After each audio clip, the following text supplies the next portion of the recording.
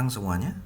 Di video kali ini kita akan coba bahas singkat tentang data structures ya, atau struktur data kalau di bahasa Indonesia. Dan nantinya juga akan kita praktekkan step by step menggunakan bahasa pemrograman Python ya. Nanti akan saya jelaskan caranya. Kalau kita ngomongin data structure ini bisa dibilang hal basic ya kalau kita mau terjun secara serius ke dunia pemrograman ya. Dan ngomongin data structures berarti kita itu ngomongin gimana caranya untuk mengorganisasikan data, mengatur data, terus nyimpen data, gimana cara aksesnya yang efisien, dan juga gimana cara memodifikasi data tadi ya. Nah, data sendiri ini kalau kita kelompokkan paling enggak nih ada 3 kelompok besar. Yang pertama itu kita kenal adanya primitive data types, yang kedua abstract data types, yang ketiga ada user defined data types. Primitive data types ini bisa dibilang tipe data yang paling basic ya, yang paling sederhana. Biasanya sih hampir sama semua di tiap bahasa pemrograman. Primitivesnya pasti punya, ada contohnya integers, floats, booleans, strings. Kemudian nanti pada saat kita butuh sesuatu yang lebih kompleks, biasanya dari data-data primitif tadi itu jika dikembangkan itu bisa kita sebut dengan abstract data types ini ya. Jadi di antara abstract data types ini ada list, mungkin di beberapa bahasa pemrograman lain tuh nyebutnya misal array, stacks, queues, ada dictionaries atau hash map. Jadi ada banyak cara untuk nyebutnya tergantung bahasa pemrograman mana. Nanti kita coba akan bahas singkat. Kemudian yang terakhir itu ada user defined data types. Artinya dari data types yang tadi sudah disediakan oleh beberapa bahasa pemrograman tadi, user juga bisa mendefinisikan sendiri gitu tipe data yang mereka inginkan. Nah, ini disebut user defined data types. Oke, kita bahas pelan-pelan. Kita mulai dari primitive data types dulu ya. Jadi primitive data types ini seperti yang saya bilang tadi, ini yang basicnya ya. Jadi kita coba mulai dari integer dulu ya. Jadi biasanya disingkat int ini, dan integers ini merepresentasikan angka.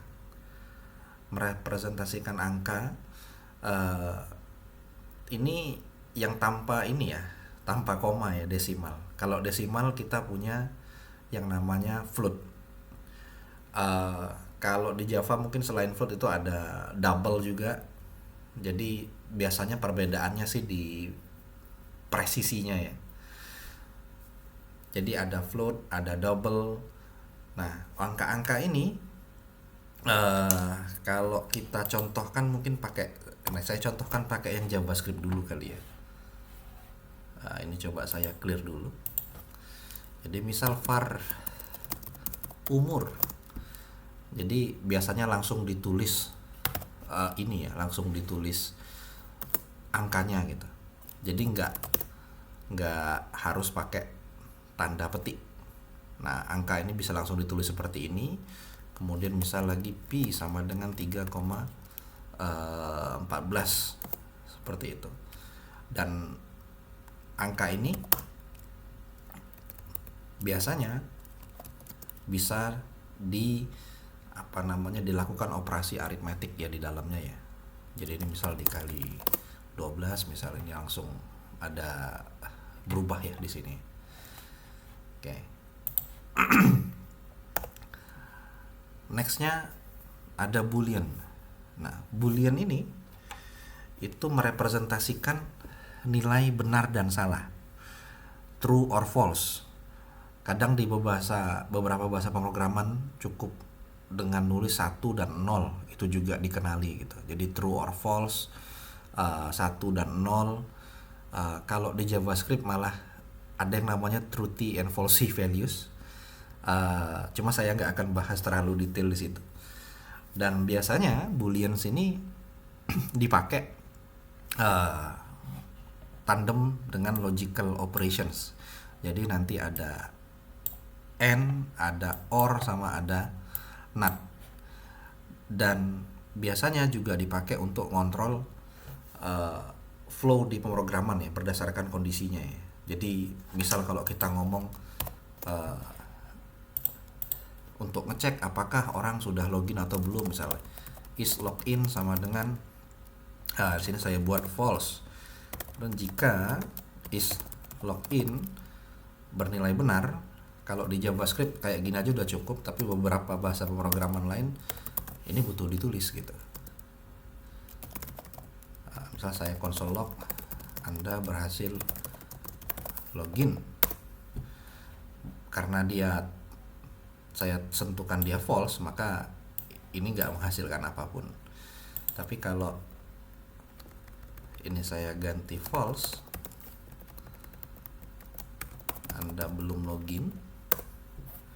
Nah, ini kita bisa lihat ya, keluar ya. Jadi boolean ini merepresentasikan nilai benar dan salah, atau true or false gitu ya. Nextnya tipe data primitif lainnya, ini contohnya adalah string.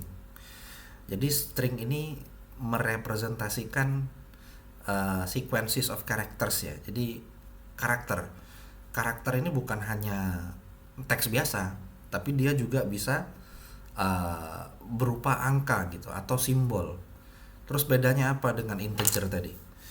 Kalau integer tadi kita bisa terapkan operasi aritmatik di dalamnya, tapi kalau string nggak bisa, operasinya beda lagi. Jadi operasi di string ini diantaranya ada concatenation. Concatenation ini penggabungan, slicing, kita potong, finding, sama replacing. Jadi ini kalau saya contohkan lagi, saya contohkan di JavaScript dulu ya. Jadi kalau saya tulis nama misal, dan string ini biasanya di hampir semua bahasa pemrograman juga sama ya, harus pakai tanda petik. Bisa tanda petik 2 atau tanda petik 1 gitu. Nih. Jadi kalau misal kita coba yang penggabungan ya, first name Jalul, last name Fikri. Kalau di JavaScript itu pakai operator plus ini bisa. Kasih spasi plus. Ya. Seperti ini. Oke. Nah, jadi ini string ya, dan di dalamnya juga bisa ada angka gitu. Jadi misal saya buat npm 2002 4 1004 misal kayak gitu. Nah, ini angka nih. Tapi karena kita apit dalam tanda petik, dia program kita ngenalin dia sebagai string dan bisa dilakukan concatenation kayak tadi. Jadi kalau saya gabung nama plus npm, nah ini dia jadinya gabung ya, antar dua string ini. Oke. Itu untuk yang primitive data type. Jadi ini yang tipe data yang basic, yang umumnya dipakai di sebuah bahasa pemrograman ya. Nextnya itu ada abstract data types. Nah, ini untuk bahas ini satu-satu mungkin kita coba tes pakai Python tadi ya. Oke, saya coba ini dulu, pastikan dulu Pythonnya terinstall ya di komputernya masing-masing. Python yang saya punya di laptop saya ini ada Python versi 3.13 ya, 3.13. Nah, di sini saya coba mau buat folder baru untuk ini ya, struktur data. Saya masuk ke sana. Nah, nanti saya akan coba pakai sebuah alat bantu. Nanti teman-teman bisa searching sendiri. Namanya ini Jupyter ya. Jadi saya pas belajar Python dulu, belajarnya ini pakai Jupyter Notebook namanya. dan ini cukup membantu ya. Jadi saya bisa buat catatan sekaligus tes kodenya langsung gitu loh, dan UI-nya itu dari browser gitu. Oke, ini cara nginstalnya. Kalau dilihat cuma pakai pip, ini package manajernya yang di installernya yang di Python. Jadi ada pip install notebook atau Jupyter Lab bisa dipakai juga. Ini nanti bisa gabungin beberapa notebook jadi satu. Kita install dulu ya. Sebelum diinstal, saya akan buat virtual environment dulu supaya dependensi atau software library yang saya pakai itu nggak gabung dengan project-project saya yang lain, jadi nggak tabrakan. Jadi biasanya saya buat virtual environment dulu pakai perintah Python -m vn virtual environment, terus ditaruh di folder mana nih. Ini foldernya saya pakai .vn. Titik ini nih kalau di Linux biasanya melambangkan untuk folder-folder yang hidden gitu. Oke. Kalau kita lihat di sini sudah ada folder namanya vn. Jadi vn bin pip apa yang mau kita install. Tadi itu ada namanya Jupyter Lab ya. Ini yang saya mau pakai Jupyter Lab. Saya install.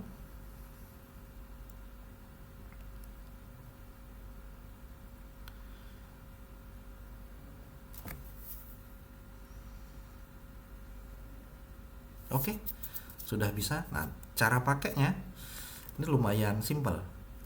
Saya balik lagi ke sini karena Jupyternya tadi sudah kita install. Harusnya di folder bin ini sudah ada perintah namanya Jupyter. Saya tinggal buka Jupyter Lab. Dia harusnya buka browser seperti ini. Dan kita bisa ngoding Python langsung di sini. Termasuk kalau mau nambah catatan-catatan juga. Jadi ini saya klik dulu, saya buat notebook baru seperti ini, klik. Nah, kalau dilihat ini ada satu input ya. Kita bisa kita bisa masukkan kode-kode Python di sini dan bisa langsung kita run, terus langsung kelihatan hasilnya. Jadi contoh tadi yang kalau kita ngetik sesuatu di sini. Jadi misal kalau saya tulis angka misal 10, kemudian saya print angka tadi. Nah, di sini udah langsung langsung dieksekusi dan kelihatan hasilnya gitu. Jadi kita bisa bermain-main dengan Python pakai cara seperti ini. Ini saya coba lagi nih, angka dikali 50, saya play 500. Dan ini disebut sel ya. Jadi tiap sel ini bisa banyak sel, dan sel yang di bawah itu bisa baca variabel-variabel yang ada di atasnya. Biasanya kalau saya pas belajar Python itu saya gabung sama ini nih, Markdown. Jadi yang atas untuk catatan, yang bawah baru kodenya. Jadi misal saya mau terangin tentang primitive data types. Ini karena Markdown ya. Satu crash ini artinya heading 1, heading 2 misal string digunakan untuk merepresentasikan misal karakter berupa teks, simbol atau angka seperti itu. Nah, terus kita bisa buat di sini misal first name,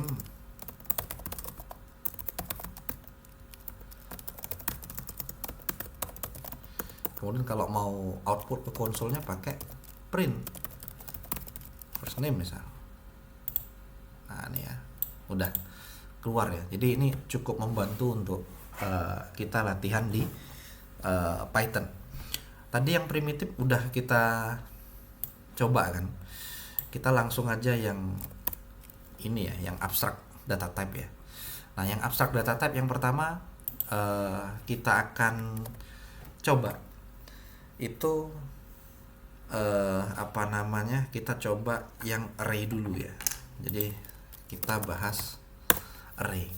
Nah, array ini umum nih di banyak bahasa pemrograman. Jadi array ini secara definisi mungkin simpelnya kita bisa bilang ini kumpulan data berurut gitu. Di beberapa bahasa pemrograman, kumpulan data ini bisa satu tipe data yang sama. Artinya tadi kan kita udah belajar yang primitifnya ya. Jadi bisa jadi itu kumpulan string atau kumpulan integer gitu. Array di PHP itu kalau saya nggak salah ingat malah bisa di mix gitu, bisa di dalamnya ada string, ada integer sekaligus gitu. Kalau di Python mungkin umumnya list kali ya.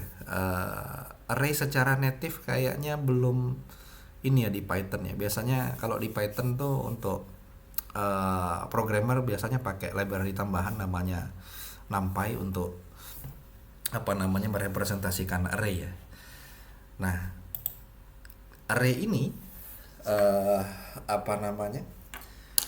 jadi tadi kumpulan data berurut. Terus kapan dipakai?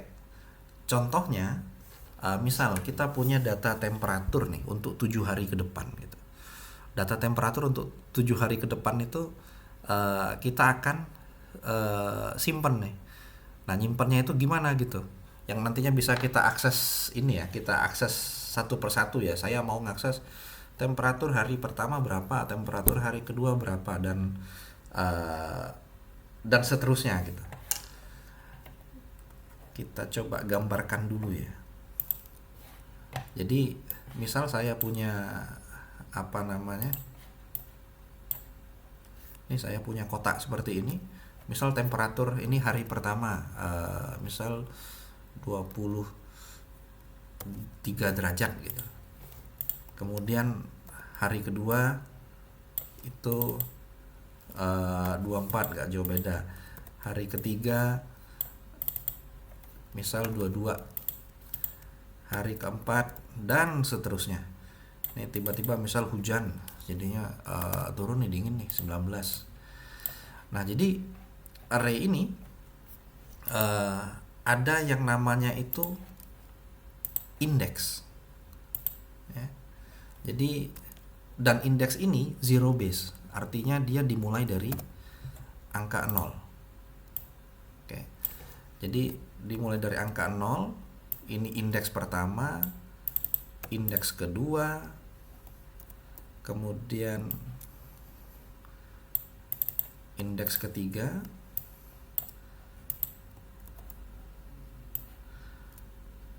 dan indeks ke 4. Jadi kita mau ngakses data yang ada di dalam array.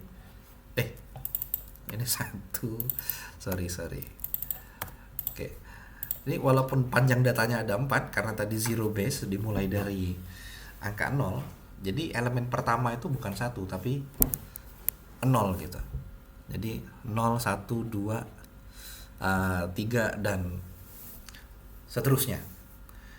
Nah, kalau kita ngomongin struktur data, kita juga butuh ngomongin tentang kompleksitas waktu ya. Array ini tadi kan dibilang kumpulan data nih, berurut nih seperti ini nih. Kalau di dunia nyata mungkin ya bisa dipakai untuk ngelisting data temperatur seperti ini, atau kalau kita punya data di database ingin ditampilkan di halaman web, kumpulan artikel misal butuh di list. Nah, itu juga bisa digunakan pakai array. Nah, array ini untuk masukkan data atau ngapus data ini, kalau kompleksitas ini biasanya dilambangkan dengan O gitu, notasi O, big O. Jadi kalau di ini ada yang namanya O1, ada ON, ada log N kalau tidak salah. Jadi ini yang biasanya dipakai untuk melambangkan kompleksitas waktunya ya. Kalau untuk ngakses kita akan gunakan indeks ini tadi. Jadi saya mau ngakses misal elemen ke 3, jadi kurangin 1 aja karena zero base, berarti ini langsung tahu nih 2 nilainya 22. Elemen pertama nama arraynya, terus indeks ke 0 langsung dapat 23. Jadi waktunya itu kalau bisa kita bilang konstan, ya. Waktunya kalau kita bisa bilang konstan, jadi O1 gitu. Tapi kalau untuk masukkan data, ini karena sudah ada seperti ini, apa namanya, kan tadi dia data berurut ya. Jadi kalau disimpan di memori, ini misal aja ya,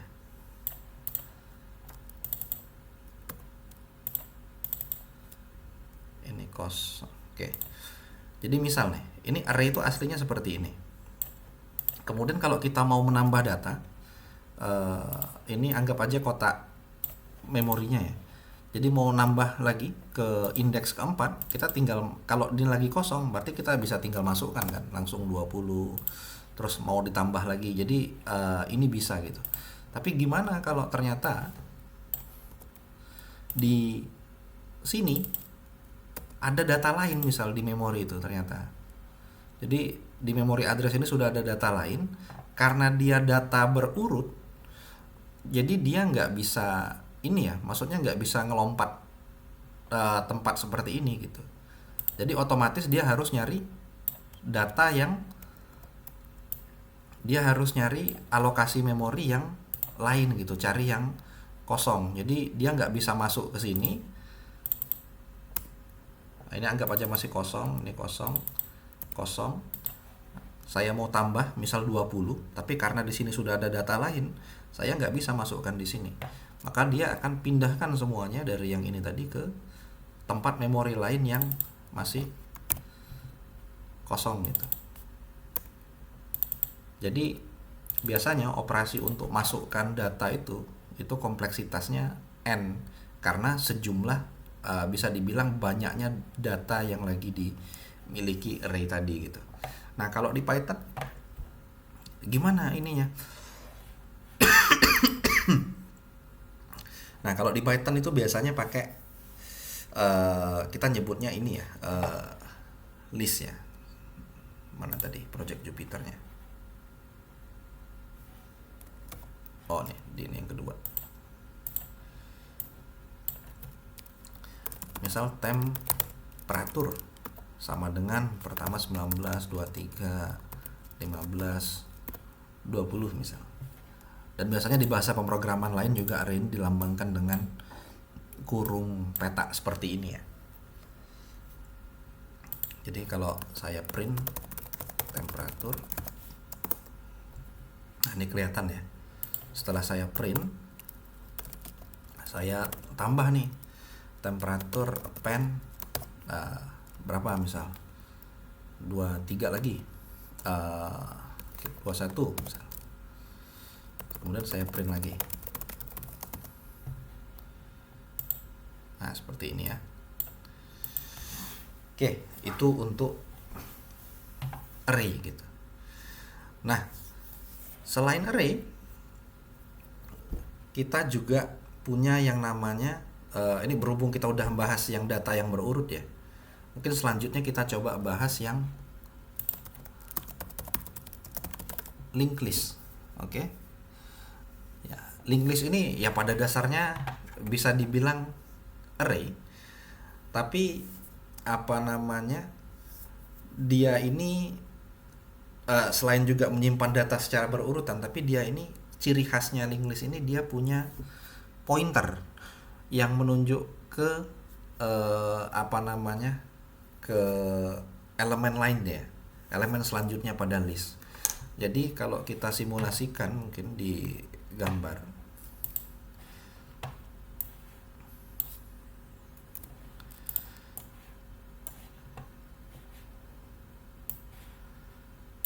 nah, jadi misal seperti ini, saya punya data tadi ini 23.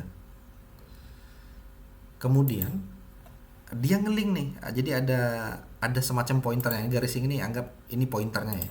Dia nunjuk ke elemen lain gitu. Setelah ini dia juga nunjuk lagi ke elemen lain lagi gitu. Nah, kalau array tadi dia nggak punya pointer. Kalau linked list itu punya pointer. Bedanya apa nih kalau di kompleksitas waktu? Kalau tadi kalau ngakses di oh ya, ngakses tadi di array belum saya contohkan ya aksesnya ya. Tak tambahin nih. Print temperatur ke berapa kalau 2? 3 ya. Elemen pertama berarti nih. Elemen ketiga. Kan dia zero base. Nih, dapat nih 15. 3 ya, 1 2 3 ya. Nih. Kalau elemen pertama harusnya muncul 19 di sini. Nah, ini tadi ya. Oke, kita balik lagi ke linked listnya. Kalau dia ngakses O1, nah linked list ini beda nih. Dia ngaksesnya jauh lebih lambat. Jadi misal kita mau ngakses elemen ketiga gitu, kita nggak bisa langsung karena dia nggak punya indexing seperti ini ya. Kan tadi cirinya itu adalah dia punya pointer ke elemen selanjutnya. Jadi kita harus traversing dari awal, dari ini istilahnya head ya kalau di linked list. Jadi dari elemen pertama, terus kita looping ngecek ada nggak elemen setelahnya, ada pointer ke tempat lain nggak? Ternyata ada. Kita cek, oke, ini elemen kedua. Kemudian ngecek pointernya lagi kemana lagi? Oh, ini poin elemen ketiga yang kita cari. Jadi kalau untuk ngakses data ini kompleksitasnya kalah nih sama yang sama array gitu. Kalau array tadi kan O1 ya untuk ini ya. Kalau ini ngakses datanya itu ON, tergantung jumlah elemen yang dia punya. Jadi lumayan lumayan berat gitu. Tapi untuk insert dan delete dia lumayan kencang. Jadi kalau untuk insert itu malah O1 karena kita cuma butuh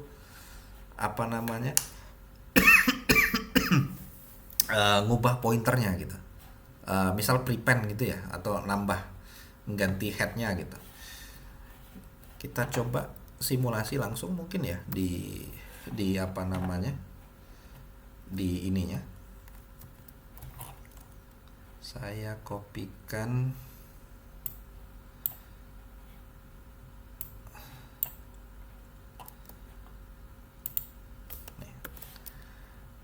ini, kalau ngetik ulang lagi lama saya. Oke. Ini coba saya jelaskan satu-satu ya. Jadi tadi ciri khasnya linked list tadi, dia itu punya pointer. Nah, pointer ini yang kita sebut dengan next ini nih.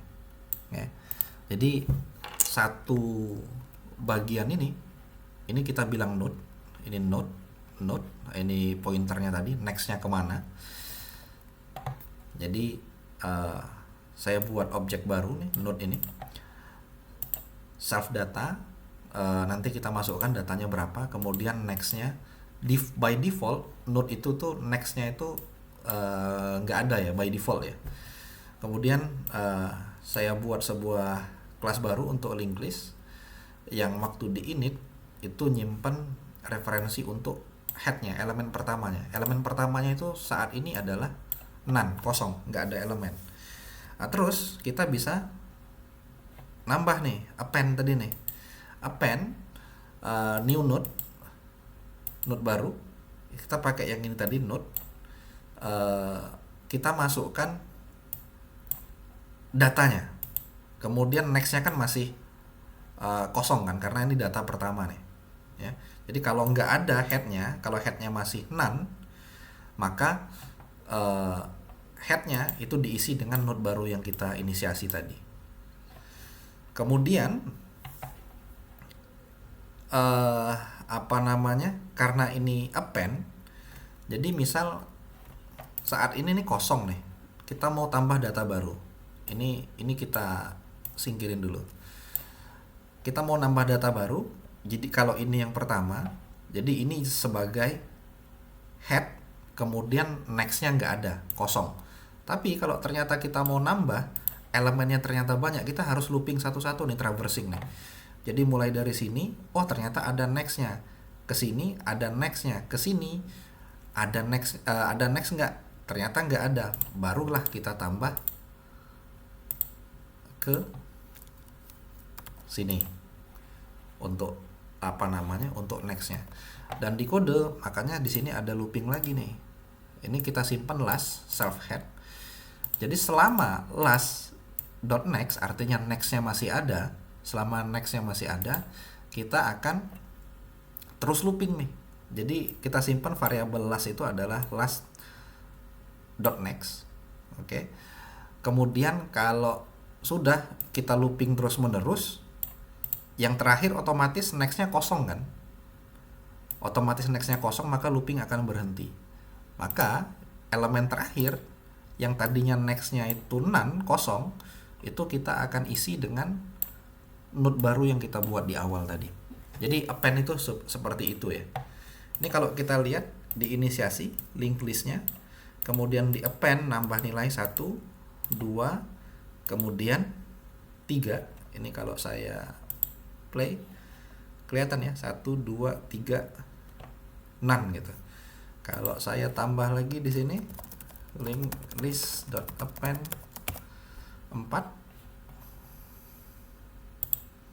Nah, seperti ini ya. 1, 2, 3, 4. Jadi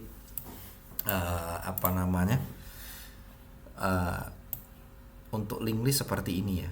Jadi dia ada ciri khasnya itu adalah pointer ke elemen lain.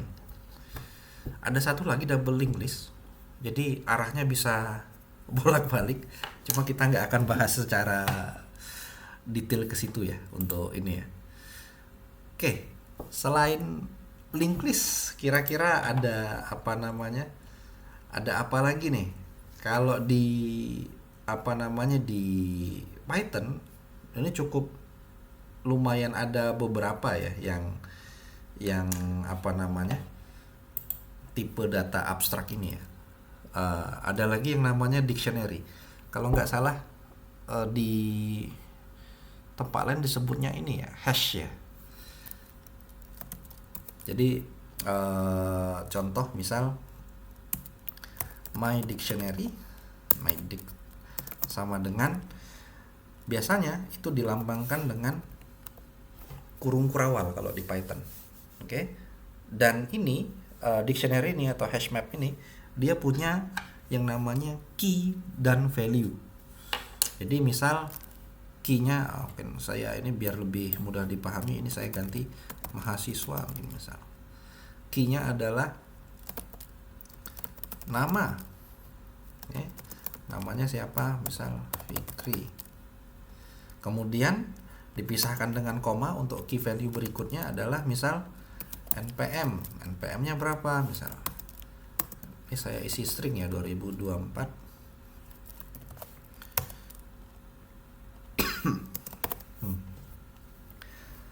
Seperti ini.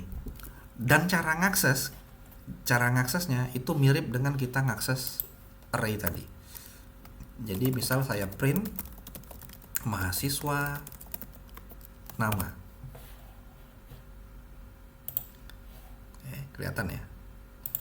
Saya ganti nih npm. Oke. Kelihatan ya. Jadi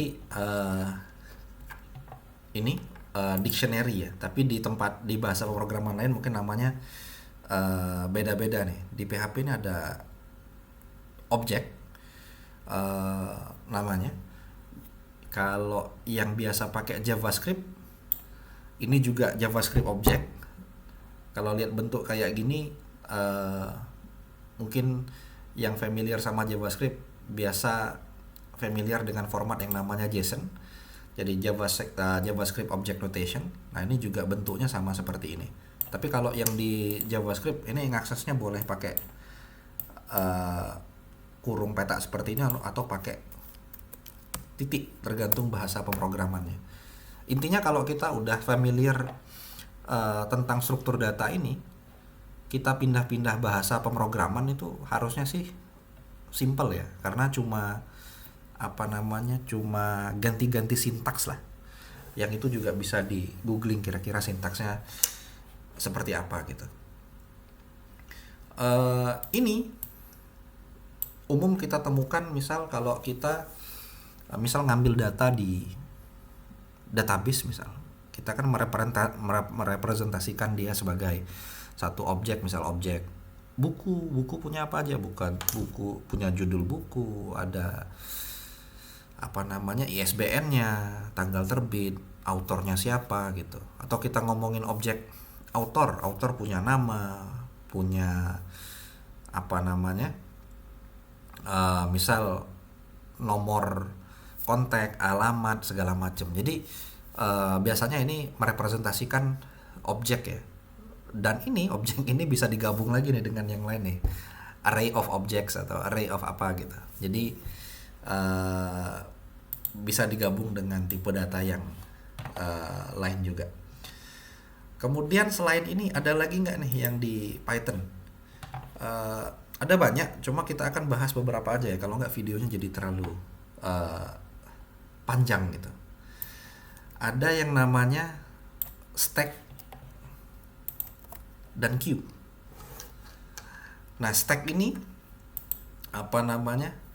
Prinsipnya mungkin kalau saya analogikan, kalau kita mungkin misal makan di apa namanya? Di warung Padang misal, lihat ada tumpukan ini ya, misalnya pelayannya habis beres-beres, tumpukan piring tuh dibawa misal ke belakang mau dicuci tuh. Kan ada tumpukan yang paling bawah, terus nambah terus ke atas. Nah, yang dicuci dulu biasanya kan yang tumpukan paling atas ya. Jadi dia itu ngambilnya itu dari atas, kemudian baru setelah yang atasnya dicuci diambil lagi yang berikutnya itu juga yang paling atas. Jadi yang nomor 2 berikutnya itu jadi yang paling atas juga.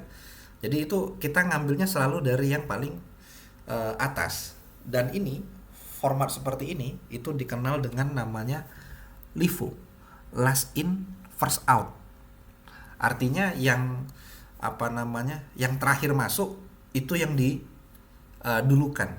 Oke. Contohnya apa mungkin kalau ini kita sehari-hari ya. Contohnya itu kalau mungkin sering ya pakai undo ya, Ctrl Z. Jadi kalau kita udah melakukan sesuatu nih, saya nambah, ngubah, saya pencet Ctrl Z, dia akan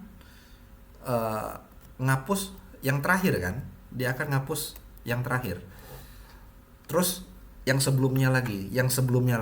Jadi ini diaplikasikan di apa namanya undo ya, Ctrl Z gitu. Ini kita jalankan. Jadi kalau saya append 10, append 20, berarti kalau saya pop yang keluar terakhir yang harusnya dieksekusi ini yang di 20. Kita tes jalan. Ya, ini lihat nih, stack pop 20 gitu. Yang paling atasnya. Ya.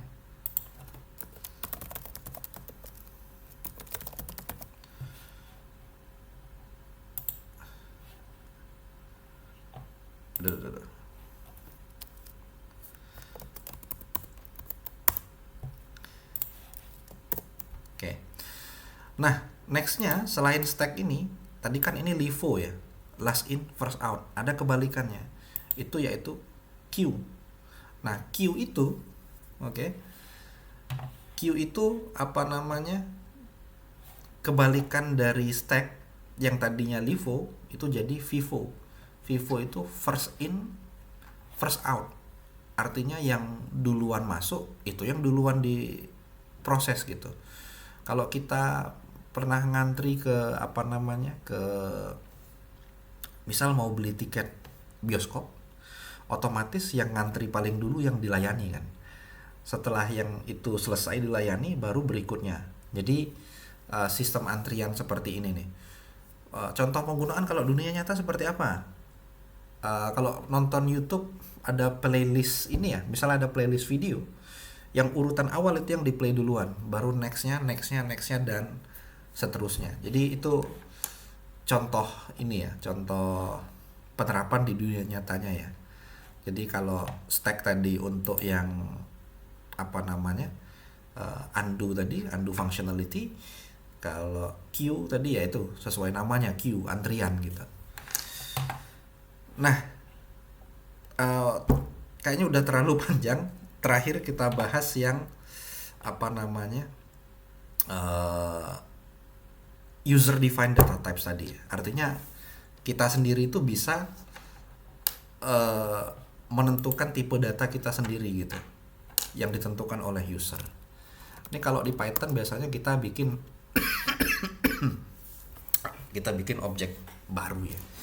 Nah, misal kelas mahasiswa. Kemudian pada saat kelas itu didefinisikan di init, ini namanya konstruktor ya.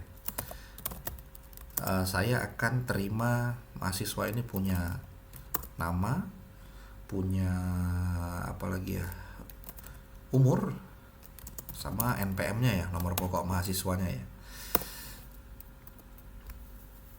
Oke.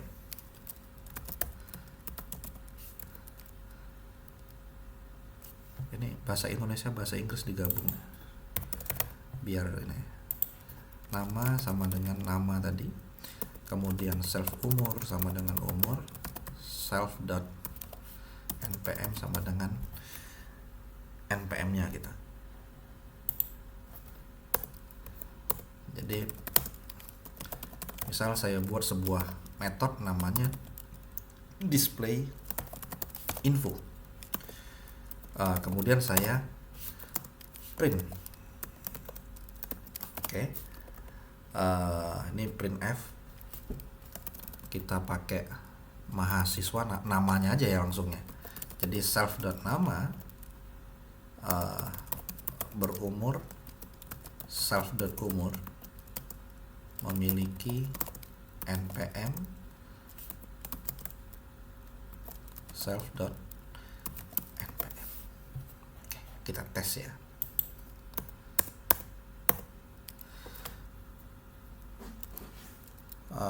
MHS 1, mahasiswa 1.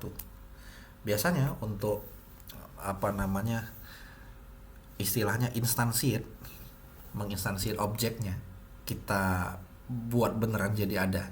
Kali ini kan masih abstrak ya. Jadi kita panggil mahasiswa. Tadi waktu ini kita terima 3 parameter nih.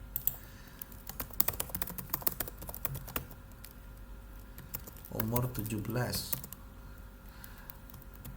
2024, 1004. Oke. Ini sudah nih. Kemudian mahasiswa 2, Condo 55.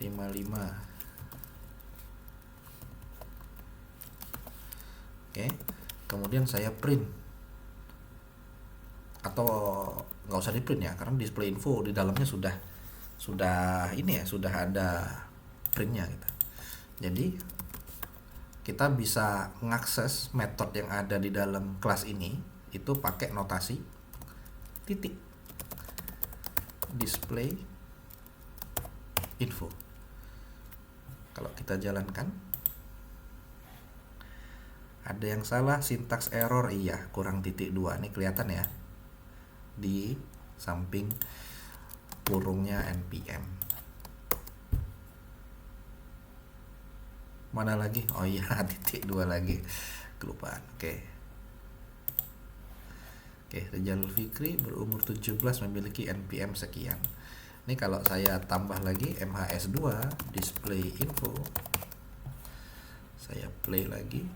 Nah, ini Jondo berumur 55, memiliki npm sekian. Jadi kita bisa apa namanya, bisa membuat sendiri struktur data yang apa namanya kita inginkan. Jadi metode-metode di dalamnya juga sudah kita tentukan, gimana cara nyimpan datanya, memodifikasi datanya, itu bisa apa namanya kita atur sendiri ya, sesuai keinginan gitu. Atau kalau memang masih bisa dihandle oleh tipe-tipe data bawaan tadi yang primitive atau seperti ini, mau pakai linked list, mau pakai array, nah itu juga bisa dipakai ya. Oke, mungkin itu saja untuk video kita kali ini. Nanti mungkin apa namanya, kalau kayak bahas kayak linguist ini, kalau kita mau bikin sendiri sebenarnya ini masih banyak metode nih. Ngambil ngambil data nih, ngambil data belum ada, ngedelete belum ada. Cuma kalau kita bahas semuanya kayaknya 1 jam nih nggak cukup. Sementara mungkin itu dulu. Terima kasih semuanya, kita akhiri dulu untuk video kita kali ini. Sampai jumpa lagi di video-video berikutnya.